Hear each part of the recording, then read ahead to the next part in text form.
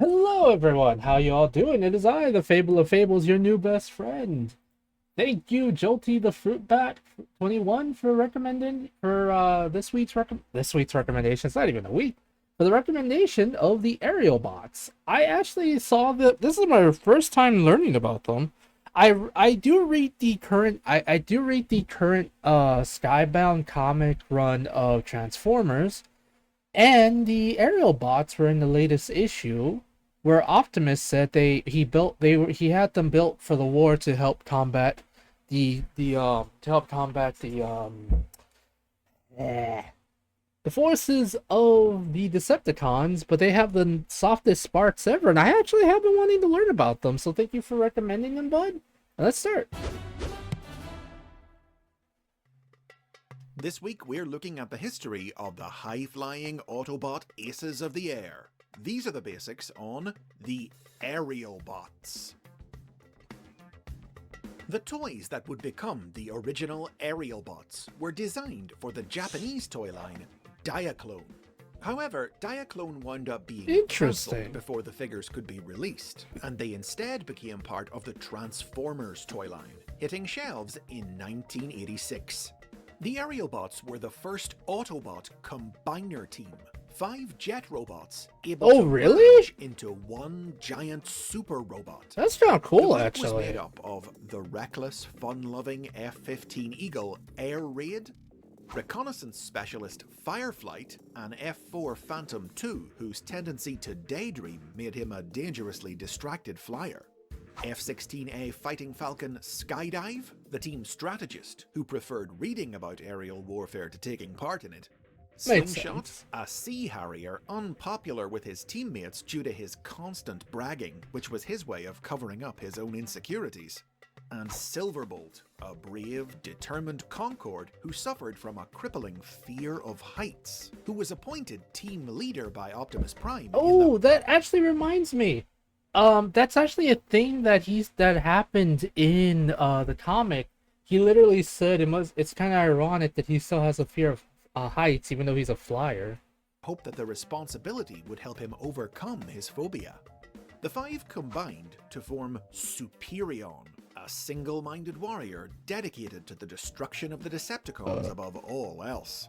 Silverbolt formed Superion's torso, while the smaller Aerialbots became his limbs, each able to become either an arm or a leg, all totally interchangeable, able even to be mixed and matched with the other combiner teams designed the same way, including their Decepticon rivals, the Stunticons. Not the Stunticons. The Aerialbots debuted in the Transformers animated series late in its 2nd season, at the tail end of 1985, ahead of their toys' release.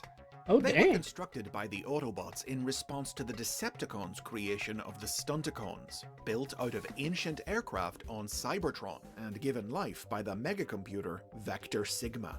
The arrogant Slingshot believed that Earth and the Autobots weren't worth fighting for, but Silverbolt was able to get him and the others to look beyond their own interests and take the Stunticons down. Still, the Aerialbots weren't fully convinced of the rightness of the Autobot cause. It made sense. They found themselves. It made sense because, like I said, Optimus said that they have the softest sparks of anyone he's ever met, and I think that's kind of cute. Anyway, continue. Sent back in time to the dawn of the war, where they experienced Megatron's evil firsthand when they helped save the life of the young Optimus Prime. After returning to the present, you mean what is it called? Orion Pax? Throughout the remainder of the series, with the continued availability of their toys in 1987, ensuring that they stuck around right up to its final episode. They and the other combiners also enjoyed a major marketing push in Japan, where they starred in several pieces of exclusive media, including the direct-to-video special Scramble City and the sequel series The Headmasters. In the Marvel comic book, the Aerialbots were built on Earth, with supplementary stories exclusive to the United Kingdom's version of the series, explaining that the Autobots had been inspired to create them based on a vision of the future from The Matrix. The team first saw action defending Hoover Dam against the Decepticons, though the mission nearly ended in disaster when Superion's single-mindedness endangered human life. They went on to clash with the Stunticons, human anti-robot militia Rat, and even G.I. Joe, but eventually, the discontinuation of their toys in 1988 saw them phased out of the comic. The first of many victims taken offline by a cosmically powered Starscream. Why is it However, always a cosmically powered Starscream that keeps offlining people, guys? Why? 1990, their toys were re-released in Europe and Australasia as part of the Classics range, which led to the characters being brought back online to feature in a new run of stories in the UK comic, in which they served as members of the Autobot Earth Force unit. The toys were re-released again in 1993 in the Transformers Generation 2 toy line, now sporting new color schemes and advertised with an unforgettable commercial rap. The Aerialbots are taking their shots. Some of both Oh my gosh. they can all change to be rearranged to form a super robot Superion. This release saw the team make a handful of appearances in Marvel's Generation That was an interesting rap. 2 comic book, with Skydive in particular getting a starring role fighting alongside Fortress Maximus to stop Megatron from stealing the Autobot spacecraft, the Ark. As both the first Autobot combiners and a unit of jets on a side famously made up mostly of cars and trucks, the Aerialbots were a distinct and memorable group, and the concept of an Autobot aircraft team is one that's often been revisited and reimagined by new Transformers series over the years.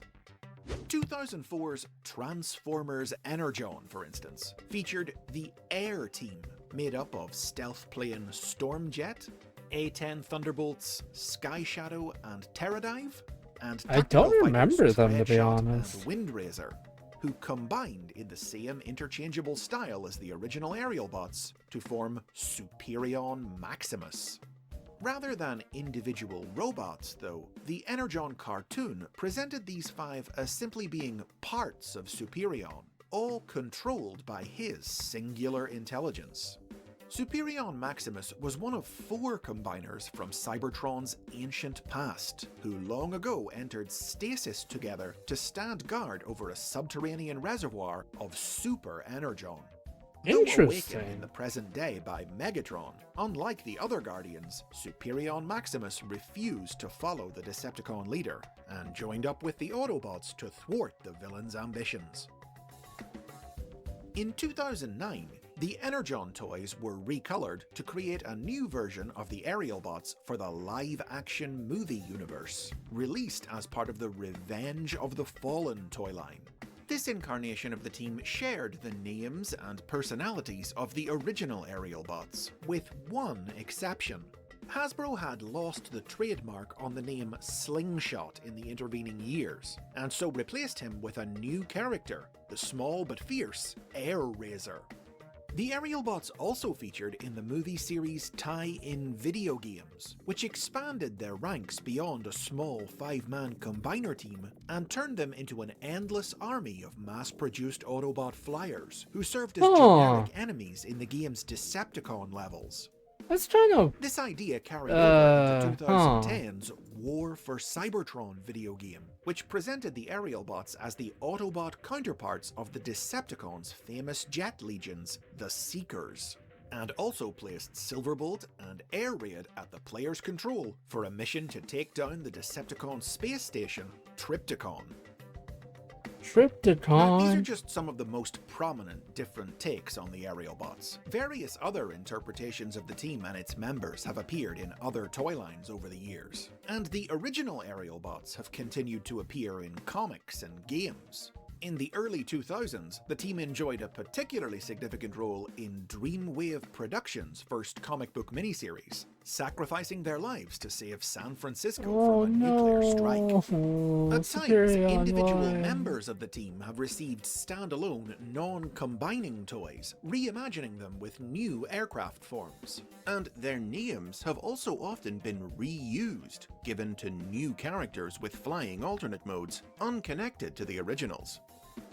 The full original Aerialbot lineup returned to prominence in 2015's Combiner Wars toy line, with brand new, faithfully updated toys that were able to combine in their original interchangeable style. That's By this kind of point, cool, though, actually. Hasbro had also lost the trademark on Firefly's name as well as Oh, Slingshots, no. so the pair had to be renamed Firefly and Quickslinger, respectively. Additionally, 2 new members were added to the group. Alpha Bravo, a helicopter out to prove his worth to his new teammates, who could take the place of any of Superion's limbs, and the original Autobot flyer, A-10 Thunderbolt Powerglide, who transformed into a gun Superion could wield. A special Interesting. box set of the figures was even released in Generation 2 colors. Oh. The release of the Combiner Wars toys was supplemented by a story arc in IDW Publishing's comic books. The Aerialbots had been introduced into IDW's universe only a few years earlier, initially consisting of the classic 5 members plus a 6th named Barrel Roll, based on a Barrel figure Roll. released in 2010, Aw, who was yeah, only around nice. for 3 pages before dying in an explosion. The And surviving that Aerialbots sucks. later gained the power to merge into Superior And just like that, guys, the magic is gone. God damn it. when they were captured and experimented on by Megatron as a test of his new and improved combining technology. A catastrophic battle with Devastator resulted in the death of Slingshot and left Superion offline for some time, until Alpha Bravo and Powerglide volunteered to fuse with the team, making the Combiner whole once more. The restored Aerialbots went on to help save Cybertron's colonies from the rampages of Menasor and Devastator, and foiled Galvatron's plans to conquer Earth. Though their ranks have changed over time, whatever their membership, these airborne Autobots remain the preeminent heroic combiner team in Transformers lore, blasting out of the past to defend the skies of the future. And those are the basics on the Aerialbots. Tell me in the comments which is your favourite team member or incarnation of the group. Don't forget to like and subscribe for more videos about Transformers history and lore like this. And if you support the show on Patreon... Anyway, guys, thank you all for coming. I hope you all enjoyed. Thank you all for coming. Hope you guys enjoyed. I actually liked learning about them. I thought they were kind of cool. I like the fact that they are a combiner, which is kind of cool because I do like the combiners. If there's any other characters you would like to recommend, please do leave some comments in the thing. However, do be respectful, because if you try to make me watch something weird, I'm gonna charge you guys. I'm not kidding. Anyway, bye.